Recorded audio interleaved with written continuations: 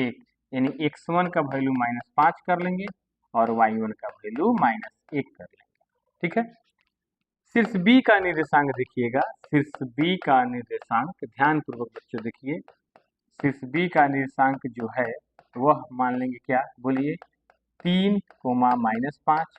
इस बिंदु को हम लोग x2 और y2 के रूप में डिनोट कर देंगे। तो x2 का वैल्यू 3 हो गया और y2 का वैल्यू कितना हो गया, -5 हो गया। और शीर्ष सी का निर्देशांक ध्यान दीजिएगा बच्चों, शीर्ष सी का निर्देशांक जो है मेरे प्यारे बच्चों वह दिया हुआ है 5, 2। कितना दिया हुआ है, वह दिया हुआ है 5, 2। तो इसको x3 और y3 मान लेंगे, x3 का वैल्यू 5 और y3 का वैल्यू कितना हो गया, 2। अब ये त्रिभुज ABC का क्षेत्रफल निकालना है, तो त्रिभुज ABC का क्षेत्रफल निकालने के लिए हम लोग जो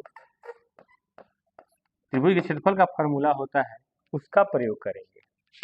1/2 into x1 into y2 minus y3 plus x2 into y3 minus y1 plus x3 into y1 minus y2, इस फॉर्मूला का प्रयोग करेंगे।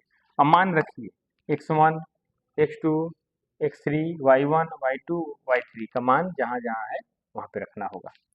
1/2 इंटू x1 का वैल्यू -5 है, इंटू y2 का वैल्यू भी -5 है।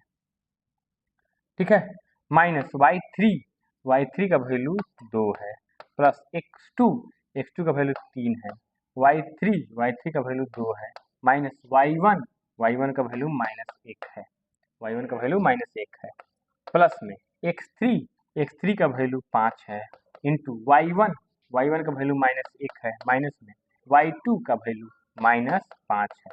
यह बात याद रखेंगे। अब इसको सॉल्व करें।